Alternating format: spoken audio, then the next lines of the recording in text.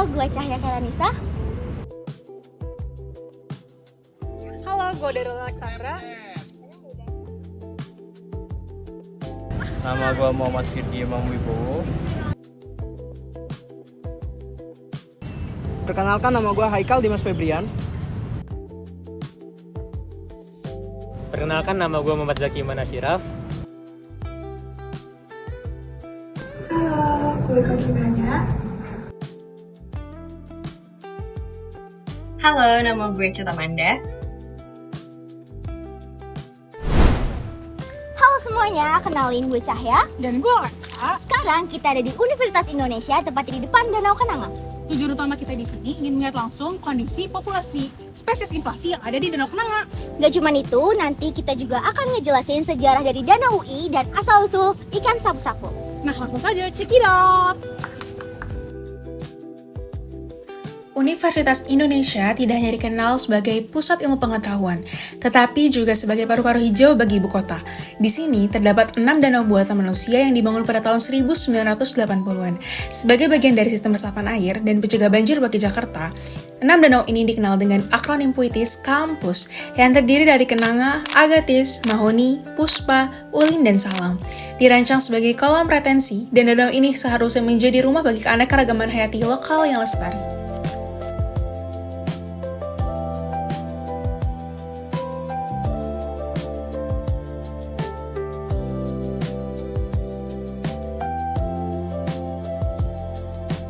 Namun, fungsi ekologis tersebut kini terancam. Di balik ketenangan air yang memantulkan gedung-gedung megah ini, sebuah invasi sedang berlangsung. Ikan sapu-sapu, spesies asing yang tak seharusnya ada di sini, telah mendominasi dasar danau dan merusak keseimbangan yang telah dijaga selama puluhan tahun. Hari ini, kita akan melihat bagaimana hama hitam menguasai jantung ekosistem Universitas Indonesia.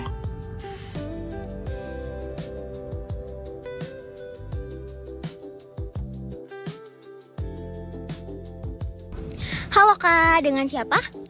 Nama aku Cut. Oke, Kak Cut, kalau boleh tahu termasuk dari mahasiswa Universitas Indonesia atau dari luar? Kebetulan aku mahasiswa universitas luar ya. Ini lagi jalan-jalan aja sih di sini. Oke, nah Kak, aku lagi ada mau wawancara sih Kak. Aku kebetulan lagi ada tugas untuk wawancarai orang tentang dampak dari ikan sapu-sapu yang merusak lingkungan. Kakak berkenan nggak? Aku berkenan. Oke. Paling aku mau nanya sih Kak, menurut Kakak, apa sih dampak utama dari ikan sapu-sapu yang ada di Danau UI ini? Sebenarnya kalau dampak secara langsung ya, karena aku sering banget ada di sini, dampak yang kerasa banget itu danaunya airnya jadi keruh dan bau sih.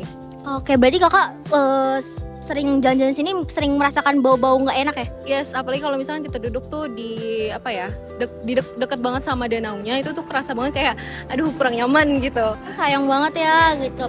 Oke, untuk paling aku mau nanya lagi. Kakak kan tahu ya, perkembangbiakan ikan sapu-sapu itu sangat-sangat banget cepatnya.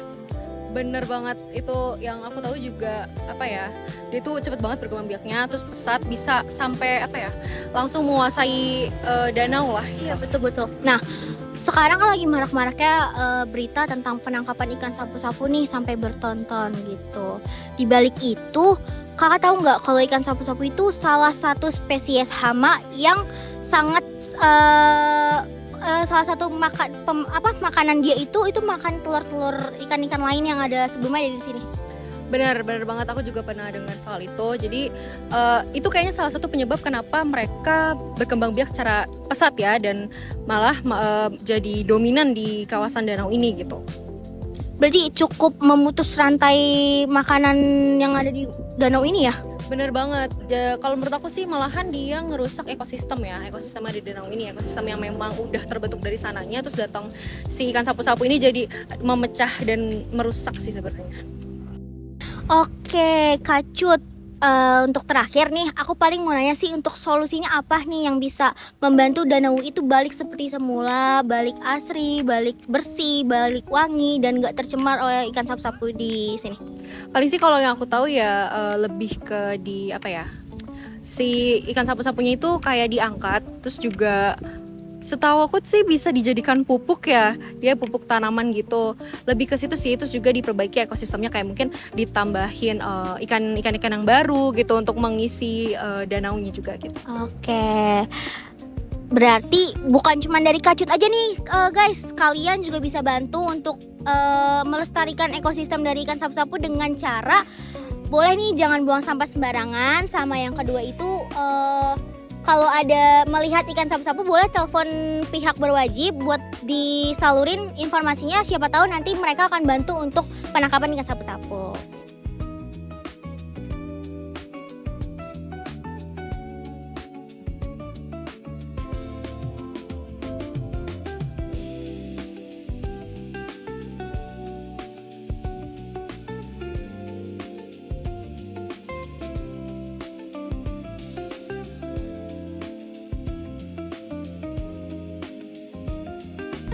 Permisi Mas, maaf mengganggu waktunya. Sebelumnya dengan siapa ya?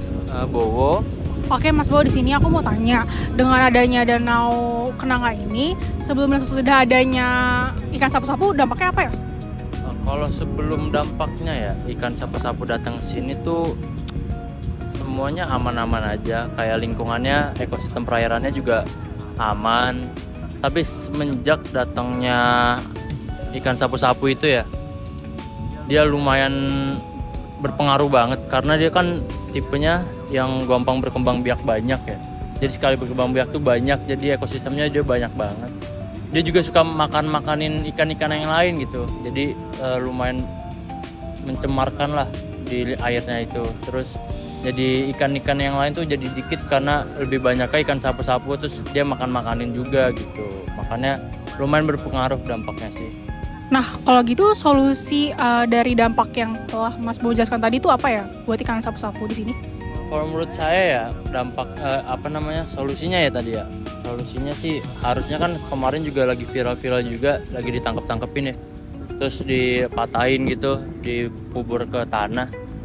Menurut saya sih itu juga oke ya, tapi harus bisa jadi lebih positif dengan cara menurut saya buat dijadiin pupuk ya, jadi pupuk tanaman gitu. Tapi mungkin untuk saat ini belum ada yang bisa ngejadiin jadi pupuk kan ya. Ya caranya sih paling kita suarakan lagi ya untuk menjadikan pupuk. Jadi nggak cuma dikubur terus mati udah gitu doang gitu.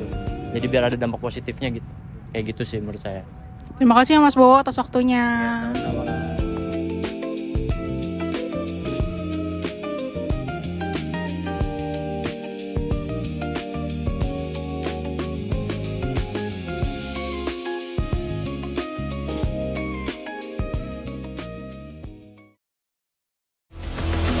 Masalah sapu-sapu ini kan bukan cuma masalah di UI ya, bukan cuma masalah di Kalik Ciliwung, tapi ini sudah menyebar bahkan seluruh Indonesia, sudah banyak yang terinvasif juga gitu.